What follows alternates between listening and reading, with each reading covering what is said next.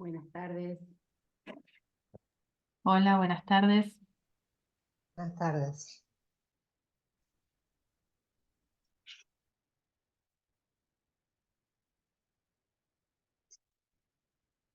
Buenas tardes, bienvenidos a la charla Samuel Beckett, un irlandés en Alemania.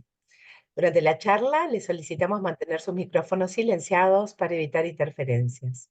El chat se encuentra activo para realizar preguntas y comentarios que le acercaremos a la disertante al finalizar la presentación. Bienvenidos a una nueva edición del ciclo de Cultura y Estudios Irlandeses que se enmarca en la Cátedra Extracurricular de Estudios Irlandeses Dermot Keogh de la Escuela de Lenguas Modernas, creada en 2015 y auspiciada por la Embajada de Irlanda en la Argentina.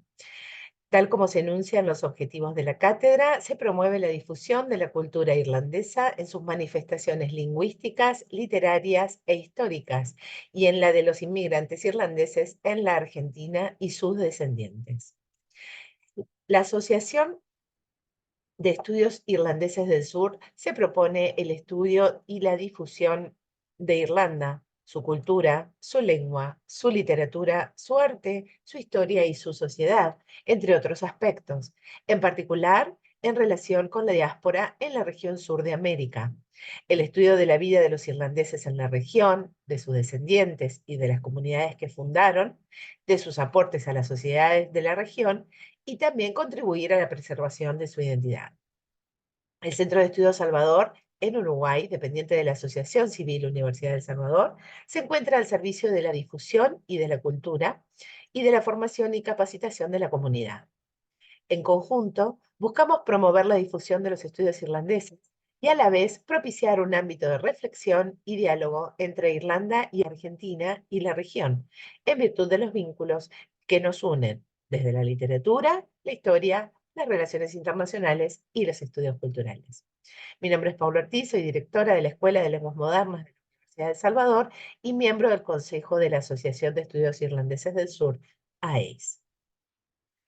Le doy la palabra a Verónica Repetti, secretaria de AEIS, para presentar la charla y a nuestra oradora. Adelante, Vero. Buenas tardes. Bueno, muchísimas gracias por compartir esta nueva charla con nosotros.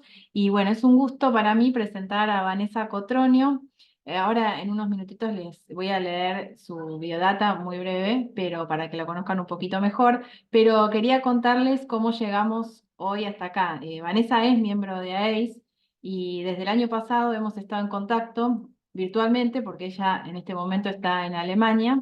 Y habíamos programado el año pasado una reunión por Zoom donde nos conocimos y intercambiamos los proyectos que estábamos investigando. Entonces, realmente nos interesó mucho desde AEIS y desde la Cátedra de Estudios Irlandeses su trabajo de investigación, el que va a compartir hoy con nosotras. Sobre Beckett en España, algo no demasiado difundido, como habrán podido ver cuando obviamente recibieron la difusión. Así que bueno, es un gusto porque es una investigadora sólida, ha hecho un trabajo magnífico de una historia, creo yo, no tan conocida, así que bueno, aquí estamos para compartirlo esta tarde, noche en Alemania. Voy a leer muy brevemente sus datos biográficos. Vanessa Cotronio es licenciada en Letras y profesora en Enseñanza Media y Superior en Letras por la Universidad de Buenos Aires y magíster en Estudios de las Américas por la FAU. Actualmente finaliza la maestría en Literaturas Comparadas de la Universidad Nacional de La Plata y completa su doctorado en Estudios Teatrales en la Universidad de Múnich. Fue adscripta de Literatura Inglesa en la UBA y es colaboradora oficial desde Alemania en la revista científica beckettiana de la UBA. Obtuvo la beca Erasmus Plus para estancias de investigación y perfeccionamiento docente en Kerry y Dublín, Irlanda, y sucesivas becas de la DAD para estudios de traducción en Francia y Alemania. Posee decenas de publicaciones sobre Samuel Beckett y otros temas de las literaturas y teatro comparado en lengua inglesa. Así que nuevamente, en nombre de AEIS, de María Eugenia Cruzet, que nos acompaña, la presidenta, y de Justin Harman, le damos la palabra a Vanessa y bienvenida. Bueno, muchísimas gracias, buenas tardes. Entonces, primeramente, gracias a Verónica Repetti por esta presentación y por ponernos en contacto, a Paula Ortiz y a la doctora Cruzet, además a la Asociación de Estudios Irlandeses del Sur, por esta posibilidad de presentar mi investigación, que como bien han dicho, es parte de mi tesis de la maestría en literaturas comparadas, que finalmente lograré terminar. Y como es un trabajo que está en proceso, seguramente haya algunas cosas que luego vayan modificándose. Entonces, por supuesto, todo feedback es bienvenido. Voy a compartir la pantalla para que funcione como apoyo visual de mi exposición. Y por supuesto, pueden hacerme preguntas, tal vez hacia el final, como para ir siguiendo el orden de la exposición, pero estoy sumamente dispuesta a dialogar y compartir puntos de vista. Como el tema de mi tesis de la maestría en literaturas comparadas es Samuel Beckett en Alemania, lenguajes y tecnologías, en esta ocasión presento Samuel Beckett, un irlandés en Alemania, porque por supuesto estamos en el contexto de los estudios irlandeses, pero dado que estoy en Alemania y finalmente pude conectar desde la comparatística lo que hizo este irlandés en este país sajón, me parece también que se puede articular ese cruce entre los dos sistemas literarios y las dos naciones en cierta manera. Aquí está mi email para aquellas personas que quieran después también escribirme, contactarme. Voy a tratar de poner la pantalla completa y comienzo entonces con la estructura de esta presentación, que contempla básicamente los momentos de Samuel Beckett en Alemania en lo que respecta a su producción y a la cronología de su obra. Entonces, él, como bien dijo Verónica al comienzo, si bien tuvo un contacto directo con Alemania, es poco lo que se sabe en la cultura y en la lengua hispanoparlante. Es decir, en el mundo hispanohablante todavía no se sabe demasiado acerca de los vínculos de Beckett y Alemania. Por una cuestión de idioma, digamos, cómo se accede a esta bibliografía o a esta literatura que está muchas veces en alemán o en inglés, y por una cuestión de archivos también. Entonces, en esta estructura les quiero presentar la primera etapa de Beckett, en orden cronológico y genérico también, sus momentos de contacto con la familia que él tenía en la ciudad de Kassel, en Alemania, sus primeras lecturas alemanas, filósofos, poetas. Luego hay otro momento cronológico que es el de los German Diaries o los diarios alemanes del 36 y 37 y algunas cartas del período. Beckett, por supuesto, a lo largo de toda su vida y toda su trayectoria, escribió cartas, epístolas a distintos autores, distintos contactos, agentes que tuvo, pero bueno, hay algunas que están escritas en alemán y son particularmente interesantes, o que hablan de este periodo, que son escritas en inglés. Luego también voy a pasar a una etapa de la relación de Beckett con los filósofos o los intelectuales y los editores de la editorial Suhrkamp, que es la editorial Suhrkamp Verlag, también de Alemania. En un cuarto momento ahondaré en la relación de Samuel Beckett y el Schillertheater de Berlín, donde él montó y dirigió por primera vez sus propias obras teatrales, es decir, que es una etapa muy importante en su carrera como director y como teatrista, lo que llamaríamos hoy una persona que hace teatro, ¿verdad? Y finalmente abordaré la cuestión de los medios audiovisuales, la relación de Beckett con la emisora radial y televisiva Süddeutscher Rundfunk de la ciudad de Stuttgart.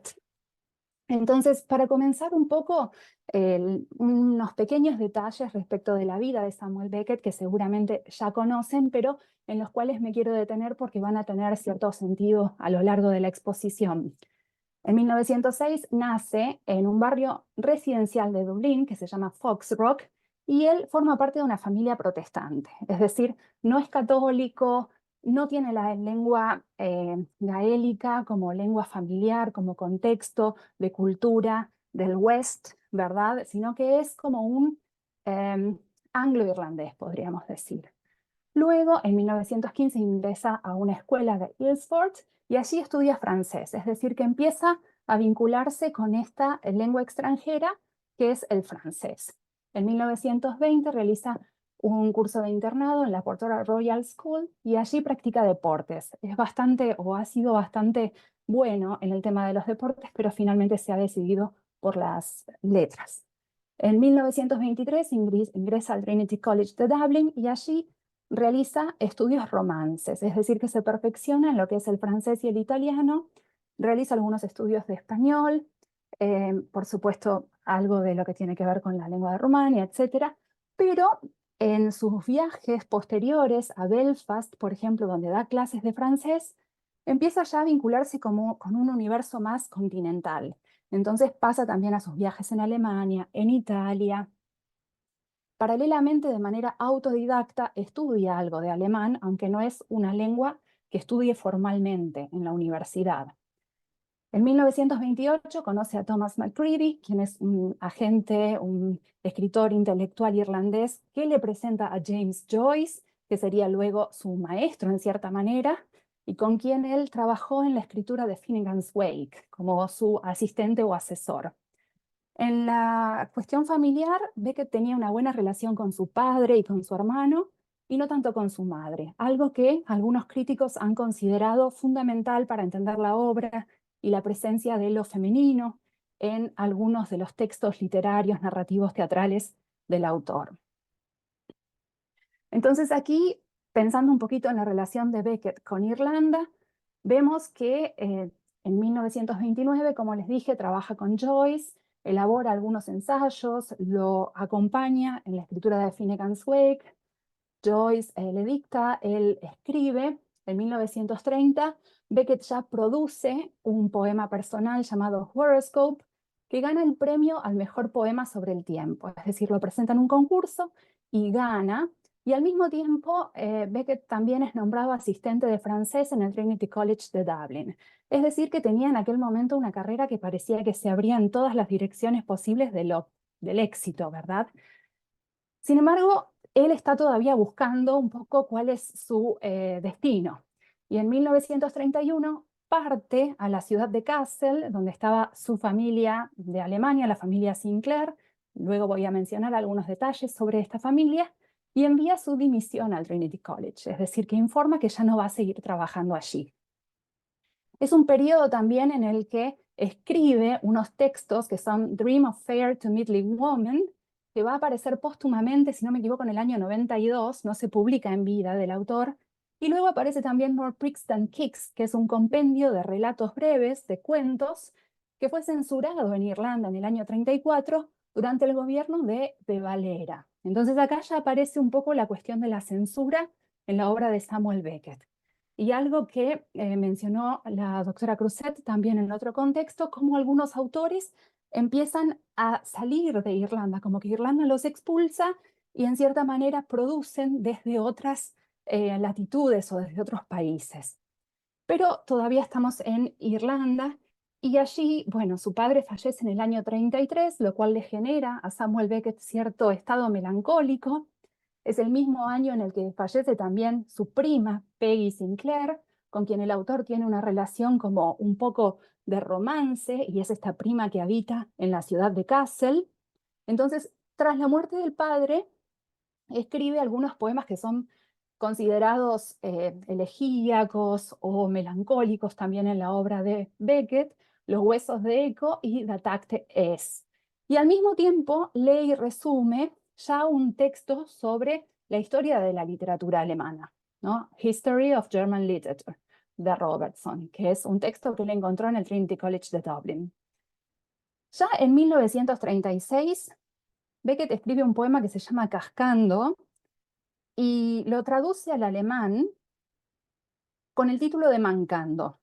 Hay un artículo mío recientemente publicado en la revista Beckettiana que analiza puntualmente esta autotraducción, y allí hay muchos detalles acerca de cómo la autotraducción genera una especie de sistema en la obra de Beckett que nunca es una reproducción del texto A, sino que es una nueva versión. El texto B, que traduce un original a otra lengua meta, no es nunca una versión del texto A, sino que es como un nuevo original. Entonces ya está trabajando con esta lengua, el alemán, que él estudió de manera autodidacta, pero comienza con esto de la traducción y escribe también una primera obra de teatro que es en alemán, Mittelalterliches Dreieck, Triángulo medieval. Esta obra todavía no es muy conocida tampoco. Y aquí viene un periodo que es el de octubre de 1936 a abril de 1937, donde Beckett realiza un viaje de formación, así se llama, así lo llama la crítica. Y es un viaje por distintas ciudades de Alemania, y esto es algo muy interesante en la obra de Samuel Beckett. Estas ciudades son, entre otras, Hamburgo, Berlín, Múnich y algunas ciudades circundantes que aparecen en el camino. Knowlson, que es el biógrafo oficial de la vida y obra de Samuel Beckett, lo llama peregrinaje artístico, ¿sí? Y claro, los German Diaries forman parte de los documentos que Beckett escribió en esta travesía, en este periplo de un viaje por la Alemania, en cierta manera, podríamos decir del contexto nazi, ¿no? En ese momento de los años 36 y 37, ya voy a focalizarme un poco más en este detalle. Algunas menciones a la presencia de Beckett en el Trinity College de Dublin. Dijimos que estudió estudios romances, que en términos de grados o categorías a lo largo de su vida fue estudiante, fue profesor, y en el año 1959 le otorgan el título de doctor en letras honoris causa, ¿verdad? Entonces la presencia de Samuel Beckett hoy en el Trinity College de Dublin es muy importante, es insoslayable. El teatro, la sala teatral del Trinity College de Dublin se llama Teatro Samuel Beckett, hay como grupos de estudio, de investigaciones, insoslayable. ¿Cuál es esta ciudad de Kassel? Bueno, les comentaba que es donde vivía la familia Sinclair, integrada por Buzz Sinclair, quien es el tío de Samuel Beckett y que era un coleccionista de obras de arte, Peggy Sinclair, que es su prima, aquí vemos una pintura de ella, con quien él tiene un vínculo como romántico y luego melancólico porque lamentablemente muere muy joven. Y una tía que es Sissy, con quien Beckett va a mantener un intercambio de cartas a lo largo de su vida. Él viaja con frecuencia a Kassel y de esa manera comienza a conectarse con el arte alemán a través de su tío Buzz Sinclair y con las lecturas alemanas que realiza al comienzo de su vida y de su carrera. Fundamentalmente los románticos Goethe, Schiller, ¿no? Aquí con el Fausto de Goethe, los poemas de Schiller, Hölderlin con el Hiperión, y también otros contemporáneos suyos como Trakl, que es un austríaco, pero bueno, es un poeta que Beckett también lee. Y se siente atraído, por supuesto, por la música de Schubert, de Beethoven también. Es decir, que hay un elemento alemán muy presente en la formación de los primeros años de Samuel Beckett. Este es el poema que les mencioné, Cascando, en la versión española por Genaro Tallens. Allí debajo tienen el nombre del traductor. Es una versión que traduce el poema Cascando, no traduce el poema Mancando, que como les dije, sería el poema alemán de Samuel Beckett, Mancando, ¿no? Genaro Tallens traduce del inglés al español y traduce Cascando. Hay una versión del poema Mancando en español por una chica argentina, Romina Uehara. Y este es el poema de Samuel Beckett Cascando en alemán, en sus cuadernos de anotaciones con su letra manuscrita del día 18 de agosto de 1936, como les había comentado. Entonces aquí está la versión ya en alemán. Konntest du nicht? Bueno, y tenemos la referencia a los autores Nixon y Van Hule, que son dos especialistas quienes se concentraron en este periodo también de la obra de Samuel Beckett. Acá tenemos una imagen tomada del archivo de literatura moderna de la ciudad de Marbach, es un archivo alemán, y es el manuscrito de Triángulo medieval, Mittelalterliches Dreieck, ¿sí? También del 14 de agosto de este periodo. En este museo se realizó una exposición sobre Samuel Beckett en Alemania, entonces el museo conserva imágenes de aquella exposición con algunos originales. Luego pueden ingresar al sitio web y van a encontrar varias referencias. Esto de los German Diaries que les comentaba, en realidad se trata también como de la última obra de Samuel Beckett que aún no se ha publicado, pero que está a punto de publicarse probablemente el año que viene. Son diarios que se encontraron póstumamente, que el sobrino de Samuel Beckett los encontró en el departamento del autor en París, y contienen básicamente reflexiones sobre este periodo de los años 36-37 en Alemania, acerca de la cultura alemana, la comida, la bebida, la política, y aquí me refiero a un contexto nazi, como les decía, porque sabemos que Hitler desde el año 33 está en el poder, en el año 38 ya comienza la guerra, luego viene el horror, por supuesto, pero Beckett es testigo directo de este contexto de censura, de propaganda y de guerra inminente, ¿sí? Además, también hay referencias a la pintura y la arquitectura. En relación al vínculo de Samuel Beckett con este contexto de este periodo que yo les decía que escribió cartas tanto en alemán como en inglés en estos años 36, 37, voy a concentrarme también en algunos momentos en los cuales se destacan comentarios respecto de este viaje. Pero previamente retomo algunas cuestiones biográficas del autor. Dijimos que falleció su padre en el 33 y también su prima.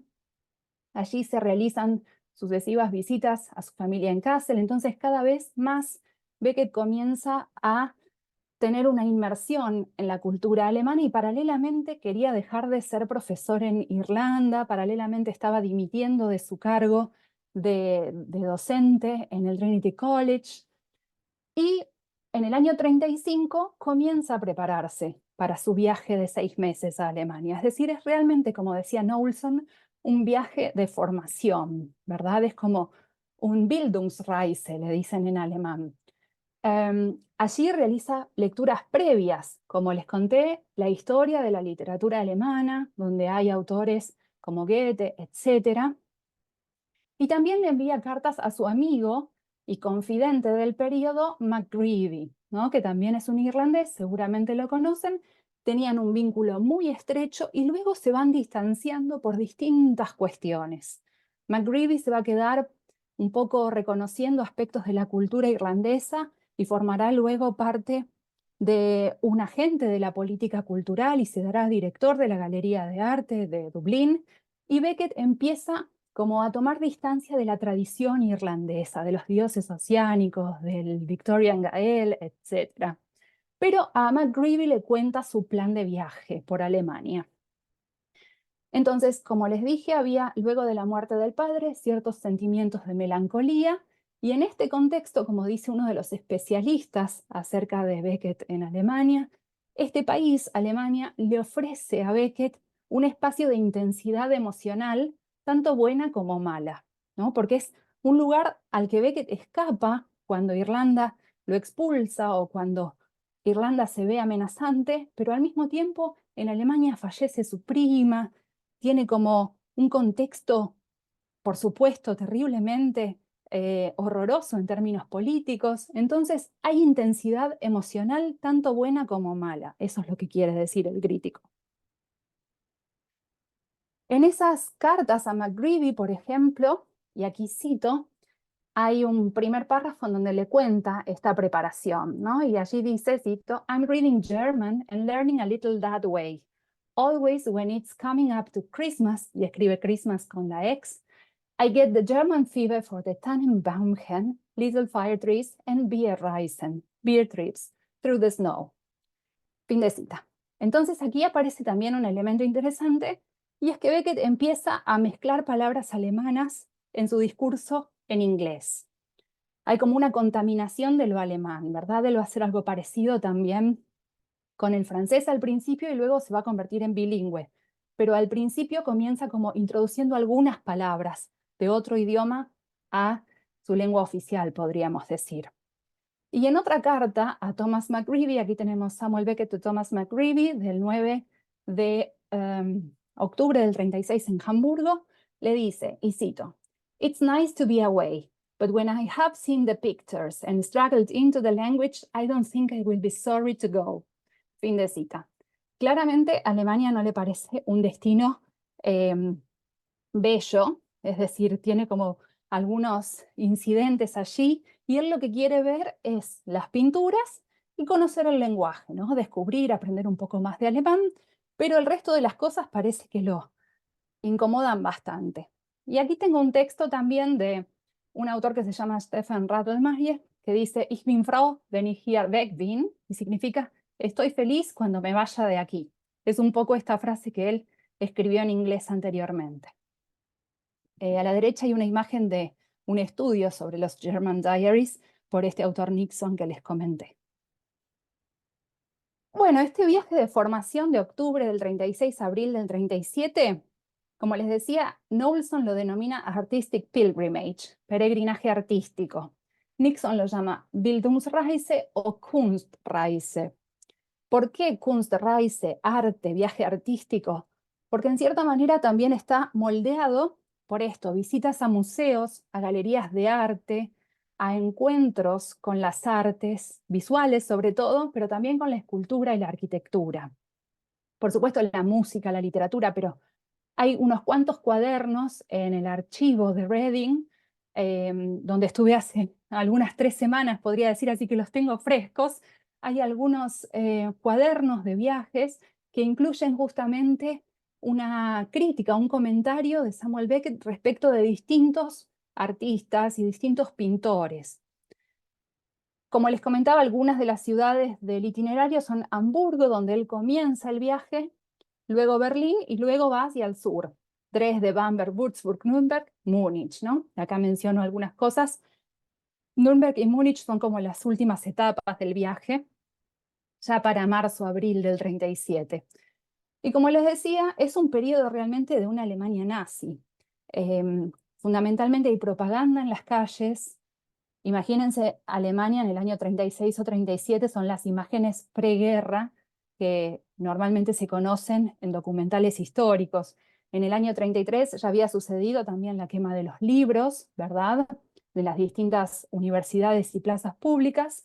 Y recuerden que también Heine había dicho, allí donde se queman los libros se terminan quemando hombres. Bueno, ya había un contexto de guerra inminente, ya había censura en las artes, y de hecho, con este ministro de propaganda que se llamaba Goebbels, ministro de propaganda nazi, que encima era filólogo, o sea, había como una especie de disciplina de la filología puesta al servicio de una dictadura.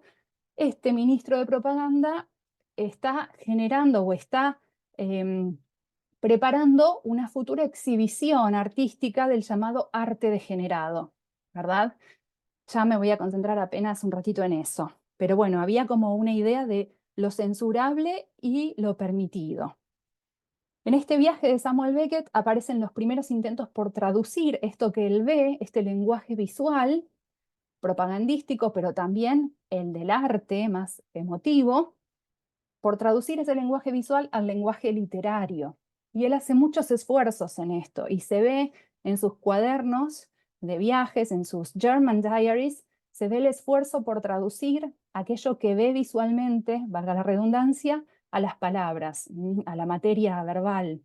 De hecho, estos cuadernos, que son 6, como les comentaba, muchas veces presentan elementos logográficos, visuales, imágenes, dibujos del propio Beckett, incluso dibujos de museos, donde él organiza las distintas secciones de las obras de arte que va viendo. Sala 1, pintura flamenca, sala 2, pintura italiana, sala 3, etc. Hay como un intento de poner en palabras lo que él ve, que encima está en alemán o que es directamente un lenguaje que no es verbal como el visual.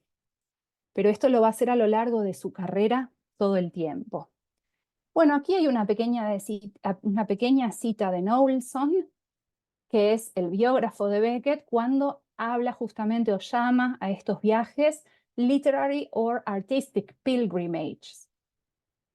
After a stay in Berlin, acá ya estoy leyendo desde la mitad, that had to be extended because of illness, for instance, he stopped off in Weimar to take detailed notes on the houses of Goethe and Schiller. ¿No? Este viaje, peregrinaje artístico, consistía justamente en recorrer museos, en tal vez hacer como algunas visitas a casas de estos escritores, Goethe y Schiller, y visualizar un poco qué es lo que estas ciudades alemanas tenían para ofrecerle a Beckett en términos estéticos. Llega a Berlín después de Hamburgo, al principio de octubre, él está en Hamburgo, después se va a Berlín, y bueno, llega allí el 11 de diciembre del 36. Y aquí Knowlson describe un poco cómo es su estadía en Berlín. He began by staying for a few days at the Hotel Deutsche Traube at 32 Invalidenstraße, close to Friedrichstraße station, but then chose to live in a pension at 45 Budapeststraße. Es decir, hay una cartografía de la ciudad muy precisa, hay una referencia muy concreta a los lugares físicos que él visita, porque además en los cuadernos de los German Diaries él pone la fecha y pone muchas veces la dirección, y en las cartas hace lo mismo. Desde el lugar que escribe, muchas veces pone su dirección completa.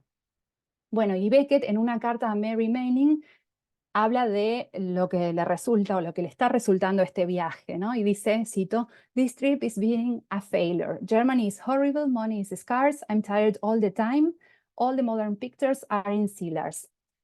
Fin de cita. Bueno, vemos que prácticamente a Alemania no le resulta nada amigable a Samuel Beckett en este momento, no tiene plata, está cansado, se enferma, todo es un fracaso, pero bueno, él sigue con esta insistencia que después vamos a encontrar también en su famosa frase de fracasa mejor, ¿verdad? Intenta de nuevo, fracasa mejor, y bueno, es un poco su estilo.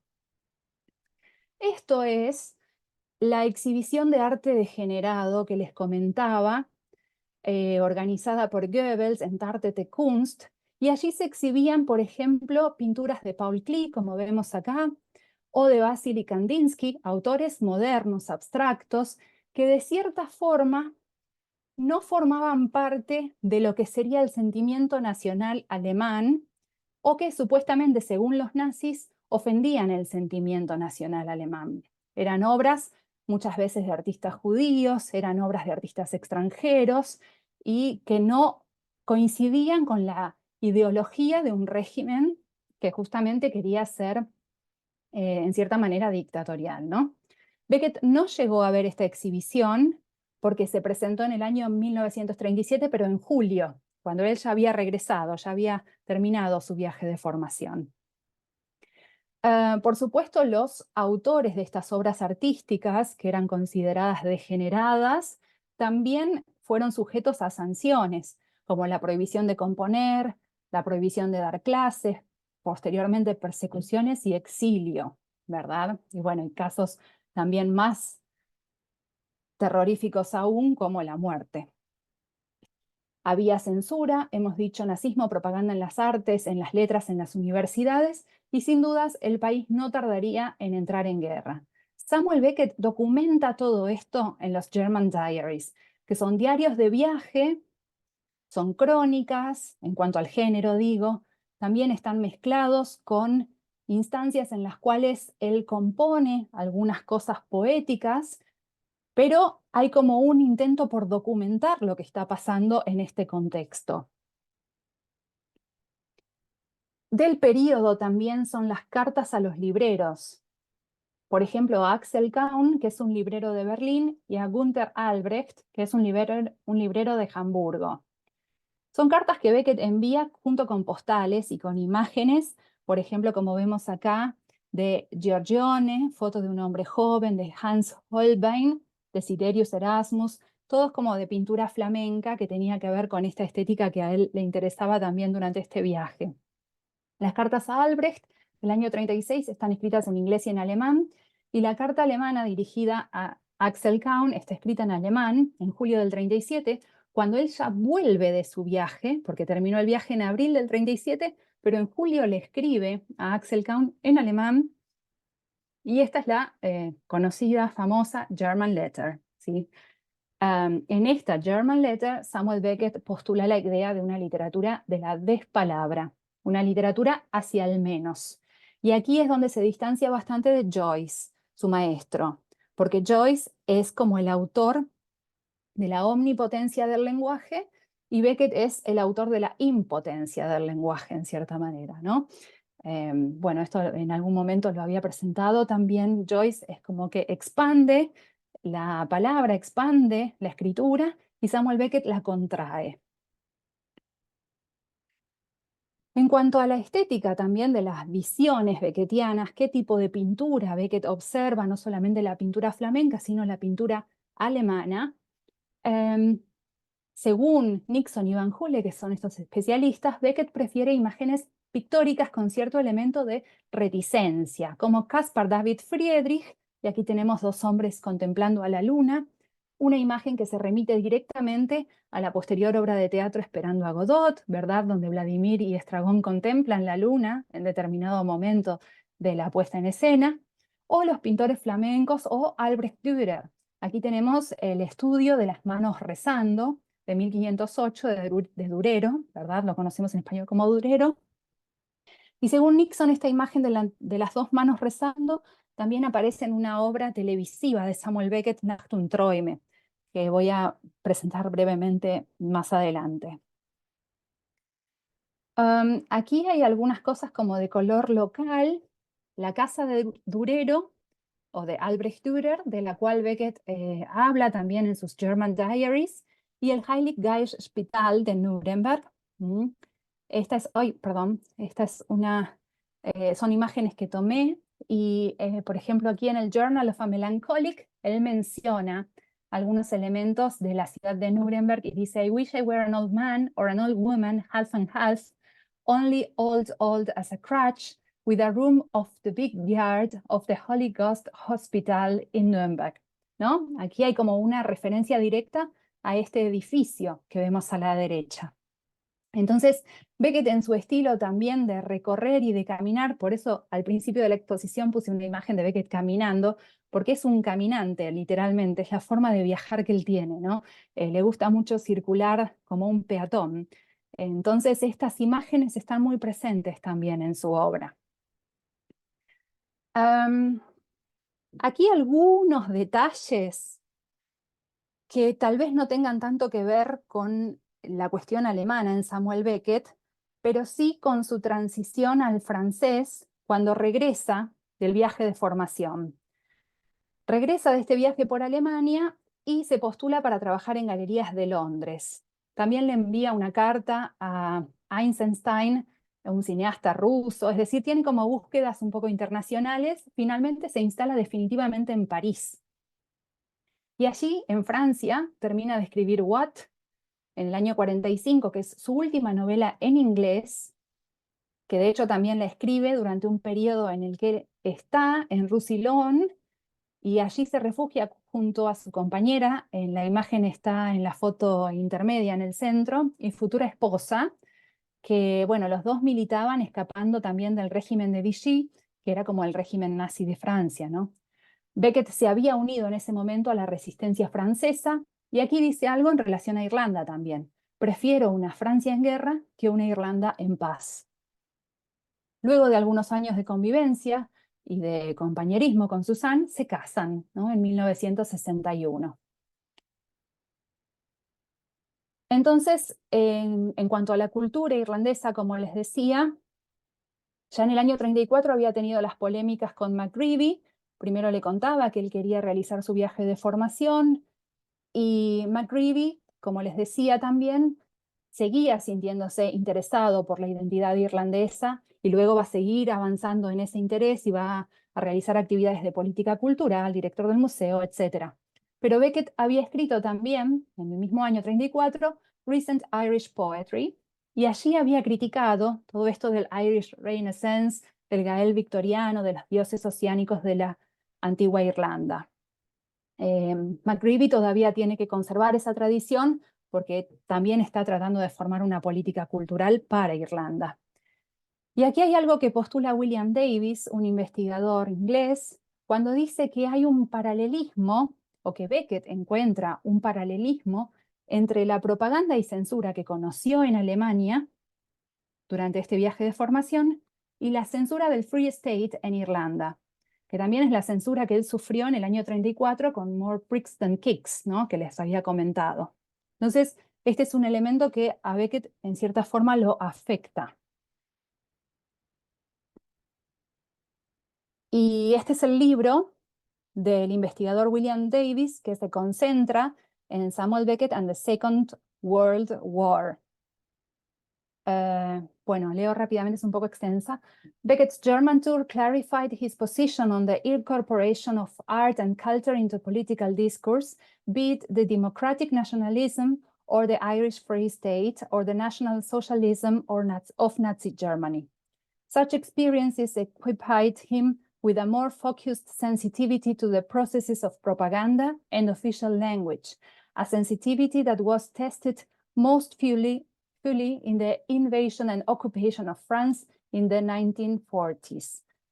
Fin de cita. Bueno, aquí vemos estos elementos claramente, ¿no? La comparación entre la censura del Irish Free State y el nacionalsocialismo de la Alemania nazi, los elementos de propaganda del lenguaje oficial y los elementos que también empiezan a aparecer en la Francia ocupada de Vichy. Entonces, en este contexto o en este momento, antes de pasar a Esperando a Godot, desde que Beckett habita Francia o que empieza a vivir en Francia, empieza a escribir en francés. Es el momento en el que él se convierte de cierta manera a la lengua francesa y a la cultura francesa, se nacionaliza francés también. Y en este contexto, en este momento, en estos 15 años aproximadamente, escribe algunas de las obras más importantes en su narrativa, por ejemplo, la trilogía de Beckett, ¿verdad? Molloy, Manon muere y El innombrable. Y también escribe Esperando a Godot en francés, que luego va a traducir al inglés. La mayoría de los textos que escribe, como les digo, entre el 38 y el 53, son primero en francés y luego los traduce, más allá de finalizar What, que fue la última que escribió en inglés. Entonces, ¿qué pasa con Esperando a Godot? Y acá ya sí me meto de nuevo en la etapa alemana. Por supuesto, lo que acabo de resumir en muy breves palabras es muy importante y muy valioso, que es como esto, el momento en el que Beckett se nacionaliza, se oficializa francés, pero bueno, no corresponde tanto a esta exposición que estoy presentando hoy. Y es enorme, el tema es enorme, entonces corresponde a otra exposición. Pero Esperando a Godot sí, porque fue escrita en francés a finales del 40 y se publica finalmente en el 52 por edición de Minuit. Se estrena en el año 53 en París. La traducción del francés al inglés la hace el propio Beckett en este sistema de autotraducción que les comentaba y se publica en el 55 por Faber and Faber. En el año 53, que es el año en que se estrena en París, Peter Surkamp, de la editorial Surkamp, ve la obra en París y le propone a Beckett traducirla al alemán para este sello, para la Surkamp Verlag, ¿no? Ahí comienza el vínculo editorial Beckett-Surkamp Verlag, justamente en el estreno de Godot. En el momento en que piensan cómo traducir Esperando a Godot al alemán, hay varios candidatos para esta traducción y Beckett se decide por Elmar Tophoven, que es un alemán que vivía en París. Entonces eso le da mayor accesibilidad a Beckett para conocer también cómo iba yendo el proceso de traducción. Y se encuentra con que no era muy satisfactorio. No le gustaba mucho cómo traducía a Tophoven y propone, en cambio, una especie de traducción conjunta. Los dos, Beckett y Tophoven, se sientan y tratan de traducir Esperando a Godot tanto del francés como del inglés al alemán. Este Surkamp Verlag, por supuesto, va a darle luz verde a Samuel Beckett para que haga absolutamente lo que quiera. Y en el año 1958 se suma Siegfried Unseld a este sello editorial y allí comienza un vínculo de amistad también entre Beckett y Unseld muy fructífero. Hacen viajes de negocios, intercambian cartas. Unseld también escribe un cuaderno de viajes de cuando él realiza un viaje con Beckett y realmente tienen una especie de admiración mutua.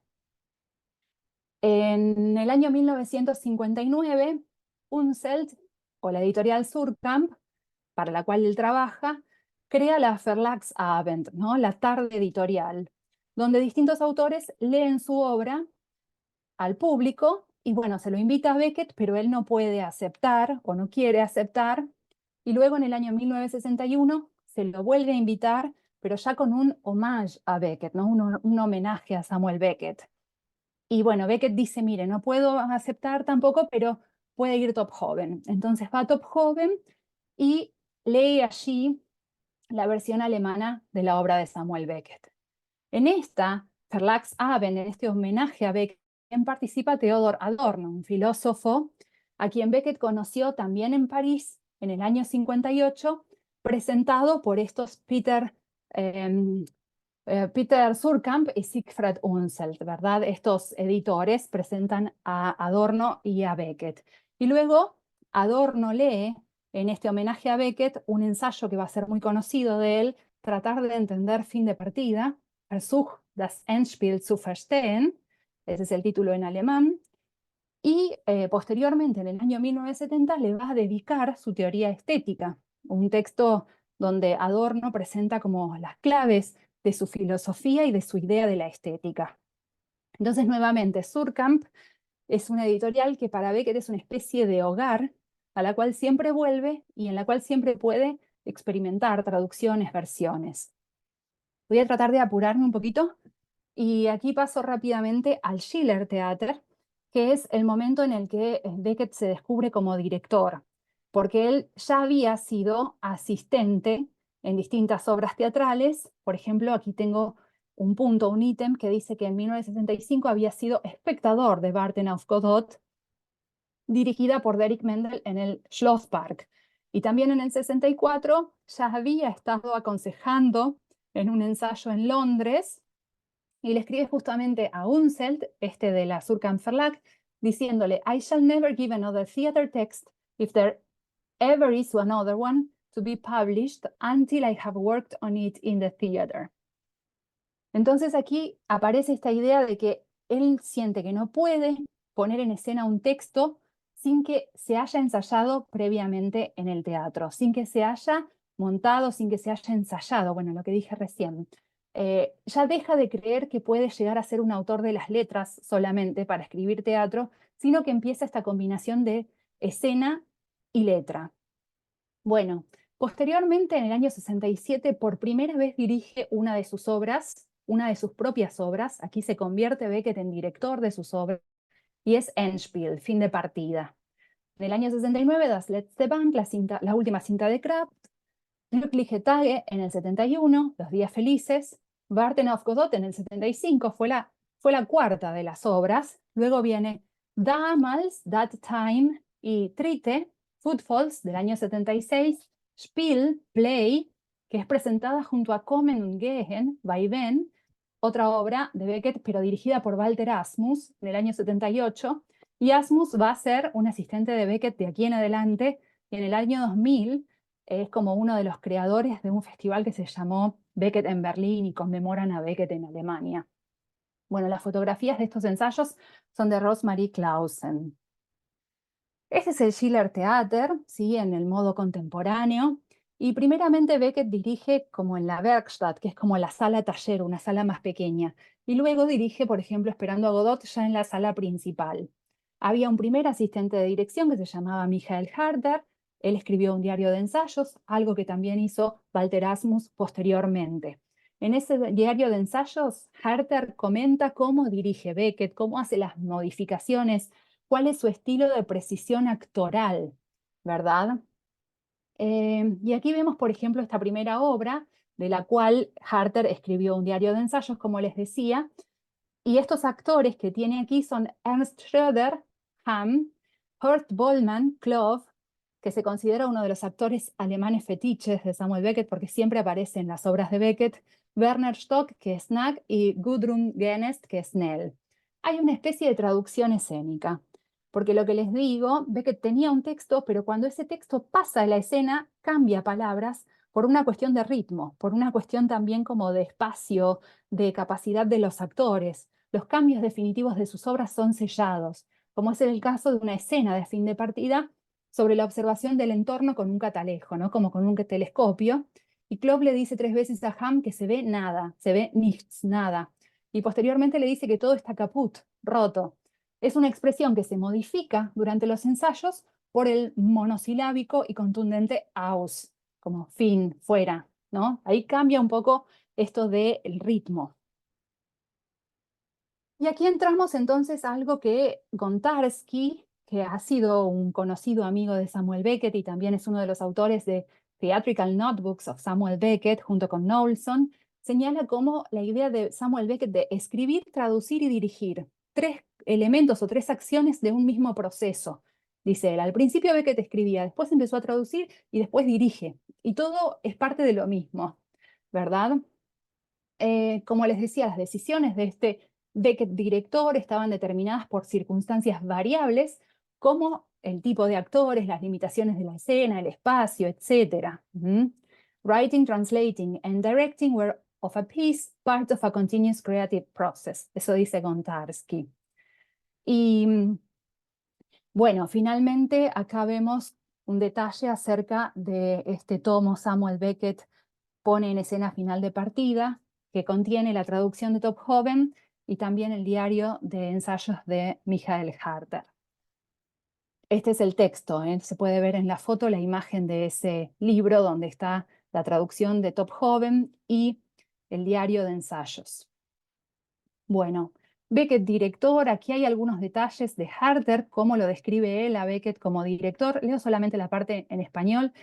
Ninguna pausa entre los pasos de prueba, corrección y repetición. Beckett está con ferviente concentración en el asunto. Mientras sigue el proceso, mueve las yemas de los dedos sobre su rodilla, solo está medio sentado en la silla, listo para saltar. Es decir, que está totalmente presente en la dirección. No es un director que se siente y que dé indicaciones, sino que él está prácticamente en la escena también. Y después las palabras como de felicitaciones, que son bastante modestas, ¿no? Aquí al final viene muy bien. Eso es todo lo que dice, ¿verdad? La primera apreciación dicha por su boca, es lo que señala Harter, que es el asistente de Beckett. Bueno, algunas de las obras de Samuel Beckett, por ejemplo, en el año 69, el actor Martin Held, en la última cinta de Crabbe, esta es la versión que dirige Beckett, con un Martin Held bastante poético, un Crabbe bastante poético. Y en el año 2013, ya otra versión, otro director, vemos que Crabbe es como un poco más clownesco, ¿verdad? Podríamos decir que es otra estética. Happy Days o Los Días Felices. Voy directamente a los detalles de la versión en alemán, que es lo que me compete en esta exposición. Ya había sido presentada en el 61 con dirección de Walter Henn y con actuación de Berta Drews, aquí a la derecha, pero Beckett la dirige en Berlín en el 71 con Eva Katharina Schulz. También realiza algunos cambios en esta puesta del 71. Por ejemplo, la montaña de este personaje Winnie está no tan centrada, sino más hacia un costado. Aquí hay otros montajes importantes de Samuel Beckett, por ejemplo, en Inglaterra con su actriz favorita Billie Whitelaw. Y después también hay algunas referencias a las versiones francesas con Madeleine Renaud y luego con Peggy Ashcroft. Glückliche Tage, Los Días Felices, es otra de las obras de Samuel Beckett. Y menciono rápidamente que, por ejemplo, ¿cuál es el proceso que él sigue para dirigir las obras? Primero visualiza la obra, después memoriza el texto en alemán, con lo cual él conocía detalle a detalle cada uno de los textos que estaba dirigiendo y anota minuciosamente todos los movimientos y gestos. Esto está en los Theatrical Notebooks de Samuel Beckett, cómo él realiza los cambios y las correcciones. Justamente lo que aparece aquí, ¿verdad? Son cambios escénicos, cambios textuales que tienen que ver con el estilo de montaje. Bueno, y aquí una cara de Marilú Marini, que es nuestra actriz argentina, en su versión de Los Días Felices del año 2003-2014.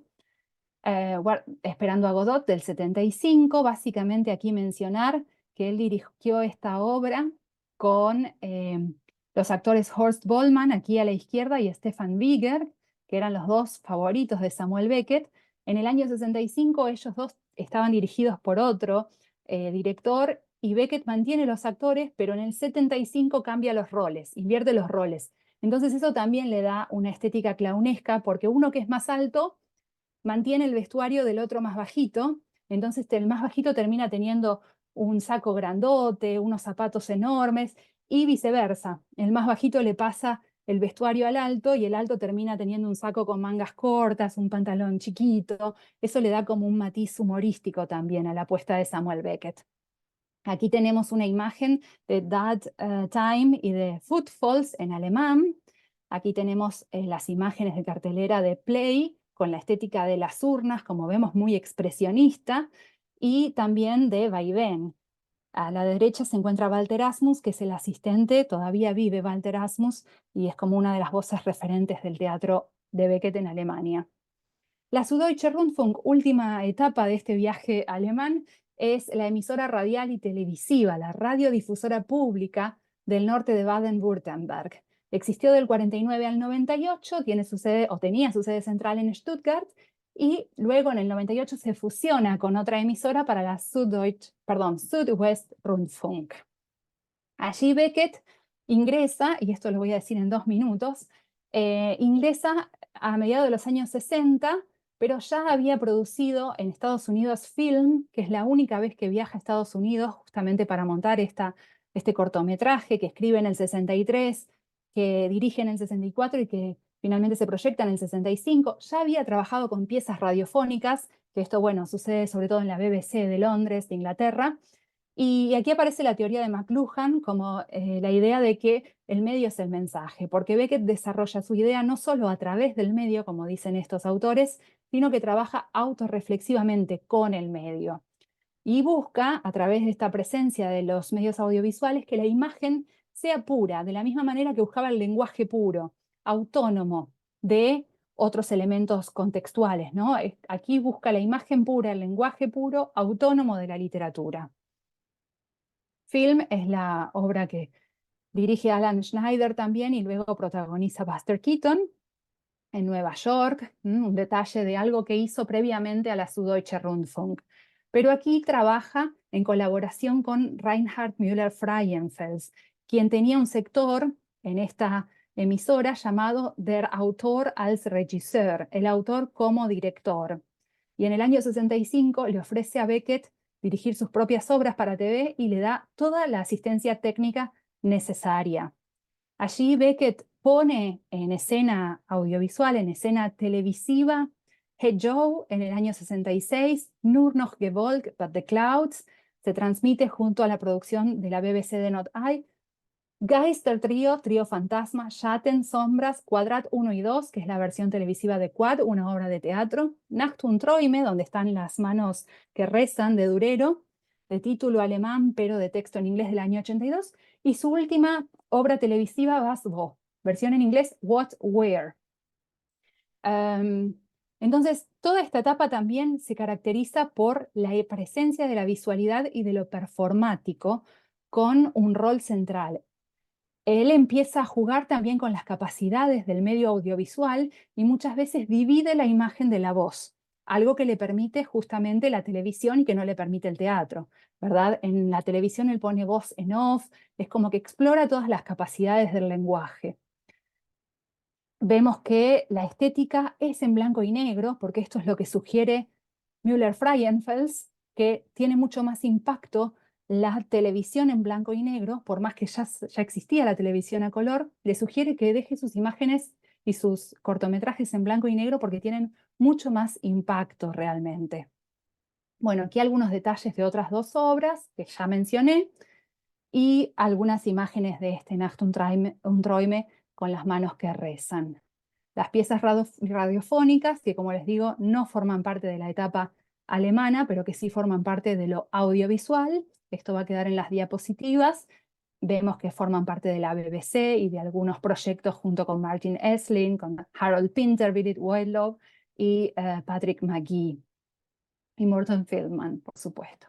Y bueno, eso es todo. Aquí la bibliografía, no me quiero extender más. Y gracias por su atención. Estoy abierta a comentarios y preguntas. Dejo de compartir pantalla. Muchas gracias, Vanessa. La verdad que un placer escucharte.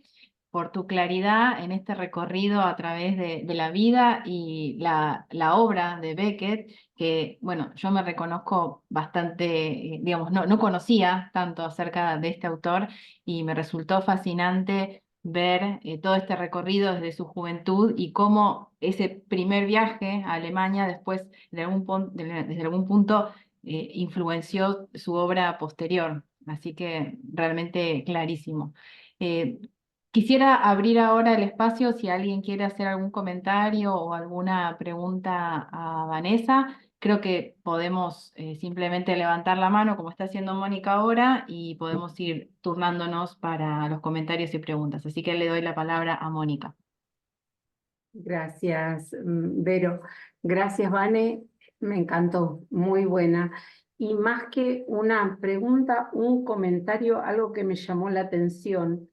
Vos explicabas que Beckett, a diferencia de Joyce, es una literatura de la despalabra que contrae la escritura. Y te escuchaba atentamente y después señalás que él es escritor, traductor y director. Entonces me parecía muy interesante porque si bien él, por lo que coincido con Vero, mi conocimiento de Beckett es bastante limitado, ¿no? Pero esto me llama la atención en que por un lado es una escritura de la despalabra y por el otro lado es una escritura donde se prioriza el lenguaje y los diferentes lenguajes, porque vos hablabas de Beckett escritor, de Beckett traductor, donde la lengua es primordial, y de Beckett director, que también explora otros lenguajes, no solo teatrales, sino lo que nos contaste de radiofónicos y televisivos, ¿no? Como una contradicción propia, bueno, de todos los escritores, ¿no? Me pareció muy interesante. Ujú. Sí, gracias Moni por el comentario. Es sumamente interesante y efectivamente, digamos, en el año 37 aparece esta idea de la despalabra en la carta alemana de Unwort, como dice Beckett, y básicamente lo que presenta allí es como una literatura del despojamiento, una literatura hacia el menos. A diferencia de Joyce, que siempre iría como hacia el más, ¿no? No solo en sus novelas, etcétera, pero también el estilo de los términos, de los lexemas que elige, por ejemplo, en esta traducción de cascando a mancando, ya empieza a evidenciarse como, por más que se presenten más versos en el poema Mancando, que es la versión alemana, el autor contrae el lenguaje y contrae las figuras retóricas y contrae las imágenes visuales, y eso también forma parte como de ese despojamiento. Lo mismo hace en el momento en que dirige sus obras de teatro, porque estábamos hablando justo de esto, escritor, traductor, mencioné recién lo de cascando, mancando en la traducción, y la parte de la dirección, él de hecho también tiene obras que se llaman actos sin palabras, ¿verdad? Donde el lenguaje verbal ya forma parte de otra dimensión. Y bueno, en Godot mismo muchas veces se analiza cómo el diálogo entre Vladimir y Estragón a veces directamente no comunica. Entonces hay como una especie de vacío del lenguaje, o como que el lenguaje termina siendo superficial en esta obra de Samuel Beckett, y en cierta forma él pone en evidencia esa idea de la superficialidad del lenguaje y cómo por ahí en este contexto los personajes dicen palabras, por ejemplo, al final de cada uno de los actos dicen nos vamos, pero no se mueven. Entonces hay como una especie de conflicto, de contradicción entre la palabra y la acción, ¿verdad? Y lo mismo con las piezas televisivas, como estos otros lenguajes que vos bien decís, son lenguajes artísticos, verbales, visuales, audiovisuales, etcétera, empiezan a explorar las dimensiones de esto que les decía, como la voz en off, el personaje que se queda quieto y escucha, cómo se pueden desdoblar los lenguajes visuales y auditivos.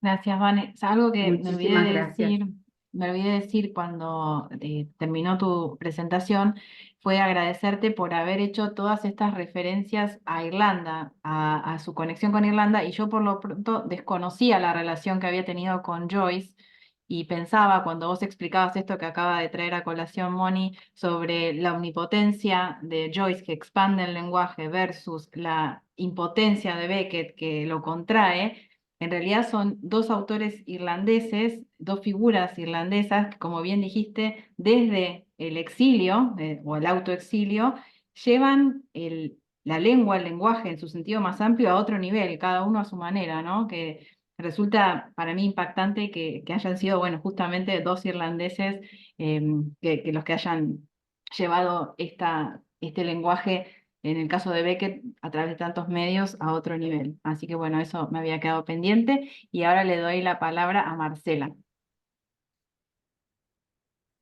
Sí, buenas tardes a todos. Yo en realidad en este momento no tengo cámara. Me pareció muy interesante tu presentación, Vanessa, y me quedó eh, en la cabeza esto de que Samuel Beckett diga que prefería una Francia en guerra en vez de una Irlanda en paz. Y me preguntaba si esto está relacionado a su carácter, digamos, ¿por qué deja la isla del todo? Porque si bien es un viaje de formación el que hace en Alemania, luego se va a Londres, luego a Francia, eh, ¿qué es lo que realmente por ahí le molesta también como profesional, como escritor?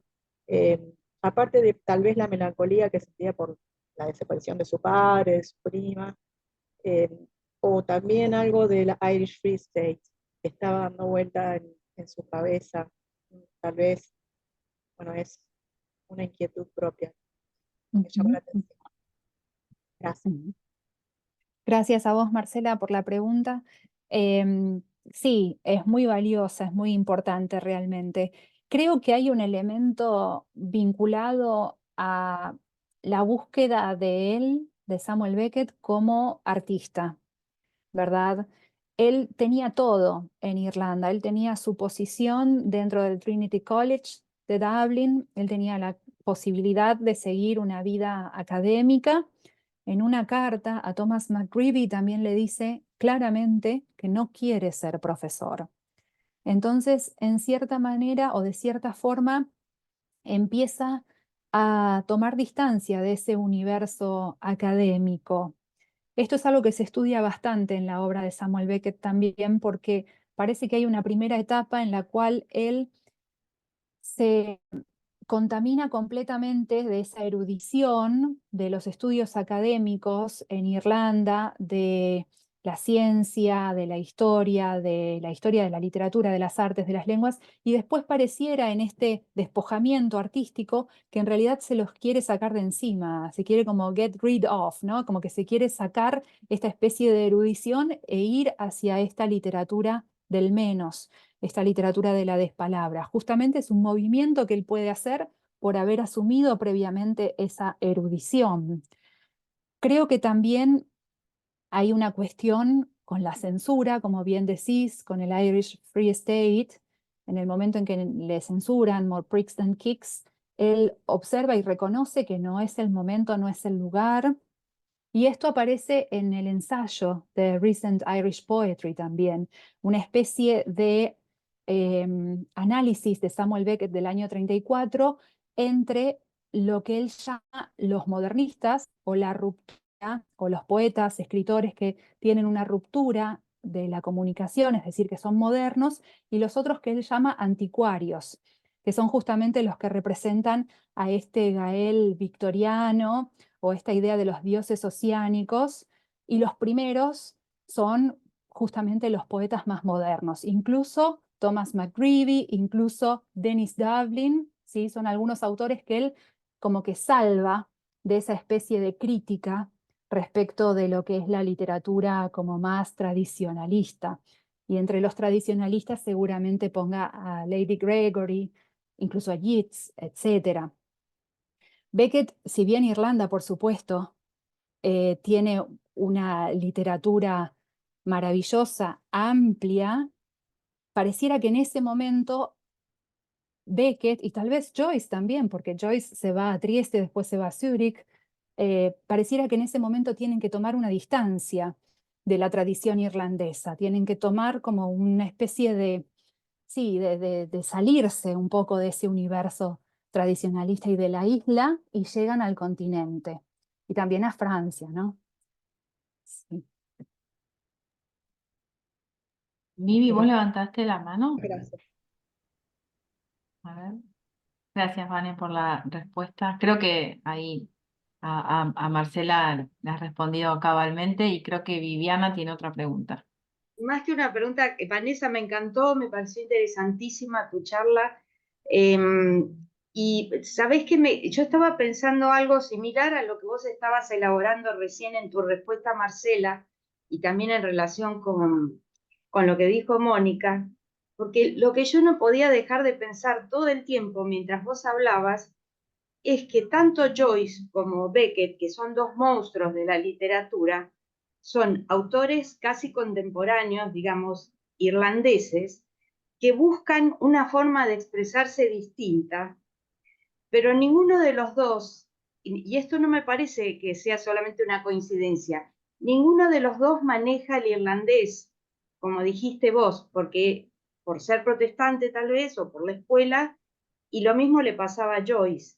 Entonces, más que una pregunta, digamos, tratando de elaborar algo junto con lo que vos dijiste en relación a lo que pasa en Irlanda a fin de siglo, del siglo XIX, con esa búsqueda tremenda por la identidad de la isla a través de la lengua. Porque estos dos casos, digamos, estos dos fenómenos, por decirlo de alguna manera, el de Joyce y el de Beckett, tienen alguna relación directa, me parece a mí, con esta situación. Aunque no tengo los elementos, porque no los conozco a ninguno de los dos en profundidad, como para rastrearlo, pero me parece que el hecho de que ambos tengan una búsqueda tan grande por la lengua tiene relación con la situación previa de Irlanda con la cuestión de la identidad. Ujú, ujú. Sí, es buenísimo lo que mencionas, Viviana, y coincido. Efectivamente, ninguno de los dos habla o escribe gaélico. Lo que escuché en una charla también es que, por ejemplo, en el caso de Beckett, aparece como esta lucha respecto de la Inglaterra colonizadora, en cierta manera, a través de la lengua francesa. Es como la forma de Beckett de pelear y de combatir a los ingleses, ¿no? Por eso también es como que se traslada y traslada toda su producción al francés y de esa manera lo combate. En el caso de Joyce, pienso en algunos cuentos de dublineses, por ejemplo, cómo aparece la lucha de algunos personajes respecto de lo anglosajón y, y cómo aparecen los elementos de la cultura irlandesa, ¿verdad? En estos relatos. Bueno, algo que se comentó también en una charla, la presencia del pub, la presencia del alcohol, la presencia de la cultura irlandesa como revolucionaria respecto de la etiqueta y la formalidad inglesa. Son cosas que en cierta manera los dos autores van a presentar. Sí. Es muy, muy interesante, sí. Muchas gracias, Vanessa. A vos, a No. ustedes. Bueno, muchísimas gracias. Creo que ya, a ver, no veo ninguna otra mano levantada. No, creo que hemos finalizado con la sesión de preguntas y comentarios. Y bueno, realmente valiosísimo el aporte, tanto para ACE como para la Cátedra de Estudios Irlandeses de la Universidad. Imposible no remitirme a la traducción con todo lo que has dicho, así que bueno, muy, muy interesante también quedarnos reflexionando sobre estos procesos de traducción y autotraducción que mencionaste. Y bueno, simplemente volver a agradecerte, Vanessa. Seguiremos en contacto. Quizás en otra charla podamos también ampliar algunas cosas que no se han dicho aquí, pero con gusto siempre estaremos dispuestos a invitarte otra vez y seguir escuchándote sobre este autor tan fascinante. Y bueno, ciertamente has escrito mucho, así que De hecho, algún artículo me has compartido, si a alguien le interesa, le puedo también reenviar ese material para que sigan ahondando en lo que ha escrito Vanessa sobre Beckett. Y bueno, muchos éxitos en la defensa de tu tesis. Muchas gracias Verónica, muchas gracias Paula y a toda la audiencia por las intervenciones y comentarios y por la escucha. Un placer.